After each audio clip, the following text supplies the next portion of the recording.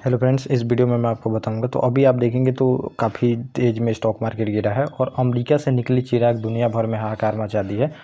और अभी जापान में बड़ी गिरावट और भारत में एक झटके में देखेंगे 17 लाख करोड़ रुपए डूब गए हैं। तो ये सब टॉपिक में आपको फुल चीज़ें मैं बताऊंगा, कहाँ कहाँ कितने मार्केट गिरे हैं। इंडिया में तो आप देखेंगे तो कम ही गिरे हैं। जो सेंसेक्स और निफ्टी हैं लगभग आप देखेंगे तो 3.5% डाउन गए थे, लेकिन थोड़ा सा रिकवर किए हैं और 3% पे आए हैं लगभग देखने को मिलेगा।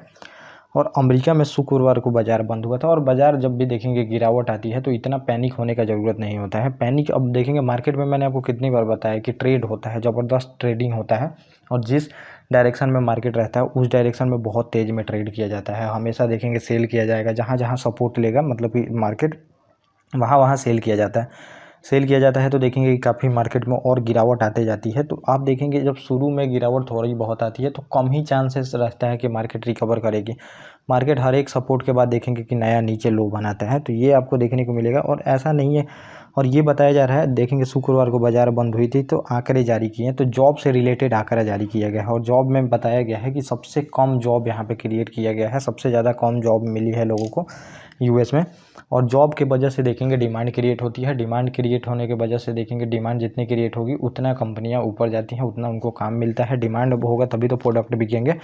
तो अब जॉब ही नहीं है तो फिर यहाँ पे प्रोडक्ट बिकना काफ़ी मुश्किल हो जाता है। जुलाई में लोगों के मुताबिक नौकरियाँ नहीं मिली है, जो 3 साल के उच्चतर स्तर पे देखेंगे तो अनएम्प्लॉयमेंट चली गई है, जिसके वजह से ये बताया जा रहा है कि अमेरिका में मंदी आ सकती है। लेकिन आंकड़े काफ़ी अच्छे आए थे अभी, लेकिन ये जॉब का जैसे आंकड़ा आता है तो फिर मार्केट यहाँ पे बहुत ज़्यादा गिर जाता है और वैश्विक मंदी का संकेत है। 2008 में भी जब मंदी शुरू हुई थी तो यूएस से ही निकल के मंदी शुरू हुई थी, तो ये बताया जा रहा है कि फिर से मंदी आ सकती है। और बीएसई देखेंगे तो 2600 पॉइंट नीचे गई थी और लगभग 17 लाख करोड़ रुपए एक बार में ही डूबे थे। तो अब देखेंगे तो रिटेलर होते हैं, पैनिक में आके अपना बेचते हैं शेयर, लेकिन कभी भी आप देखेंगे तो बजट के बाद भी मार्केट ऊपर आ गया था। ईरान हमास और इजराइल का युद्ध हुआ था तब भी मार्केट ऊपर आ गया था। और अभी ईरान और इजराइल को लेके भी पैनिक सिचुएशन फैला हुआ है कि कभी भी युद्ध स्टार्ट हो सकता है, लेकिन हमारी इकोनॉमी ज़्यादा उनसे जुड़ी नहीं है तो हमें कोई ज़्यादा चिंता करने की बात है नहीं। और देखेंगे तो निक्केई जो है, समझिए जापानी इंडेक्स है, तो ये लगभग आप देखेंगे तो बहुत ज़्यादा गिरावट में बंद हुई थी और 225 पॉइंट इंडेक्स नीचे चला गया था। अंक की लगभग सारे 4500 अंक की गिरावट के साथ बंद हुई है। और इस हिसाब से सबसे बड़ी जापान में अभी गिरावट देखने को मिली है। तो जापान से इकोनॉमी काफ़ी जुड़ी है यूएस की, जापान, दक्षिण कोरिया, ये सब देखेंगे तो कंट्रियों से, यूरोप से कंट्री काफ़ी अमेरिका की जुड़ी हुई है, तो इस वजह से आप देखेंगे तो ज़्यादा गिरावट यहाँ पे आई है। फिर आपको देखने को मिलेगा निक्केई 12% गिरी है, लगभग 12% निक्केई गिरी है, जापान की जो इंडेक्स है स्टॉक मार्केट।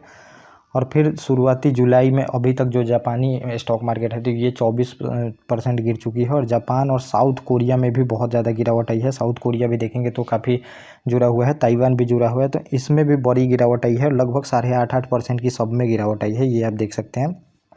तो बहुत ज़्यादा मतलब पूरा ग्लोबल मार्केट ही गिरा है। और फिर आप देखेंगे तो और भी ऑस्ट्रेलिया का भी 3.5% गिरा है। फिर देखेंगे हांगकांग का भी 2.6% गिरा है, चाइना का भी गिरा है 1.2%, तो सबका लगभग गिरा है। और अमेरिकी शेयर बाज़ार में भी भारी गिरावट आई है और जॉब की वजह से देखेंगे ये हुई है। और इकोनॉमी को मतलब कि अब बोला जा रहा है कि जैसे यूएस इकोनॉमी देखेंगे पूरी तरह से वर्ल्ड की इकोनॉमी को यहाँ से जोड़ के बताया जाता है। यूएस इकोनॉमी में जैसे प्रॉब्लम आती है तो सारे जगह पे गिरावट आती है। यूएस के सारे इंडेक्स गिरे हैं 1%, 2%, 2.5%। और 10 जुलाई के बाद से तो आप देखेंगे तो लगभग 10% ये इंडेक्स गिर गए हैं। तो आपको ज़्यादा पैनिक होने की ज़रूरत है नहीं। आप यहाँ पे ख़रीदारी का मौका बन रहा है, ख़रीद सकते हैं। जहाँ जहाँ डीप होते चले तो एवरेज करते चलिए। 1 लाख लगाना है तो 5-6 बार में लगाइए इसको, धीरे धीरे जैसे जैसे डीप है तो लगाते जाइए। और ज़्यादा यहाँ पे पैनिक सिचुएशन है नहीं। थोड़ा देर में देखेंगे गुड न्यूज़ आएगा, फिर मार्केट ऊपर जाने लगेगी। तो ये पूरा टॉपिक था जो मैंने आपको बताया। Okay guys, thank you. और अब हम मिलेंगे अपने नेक्स्ट टॉपिक।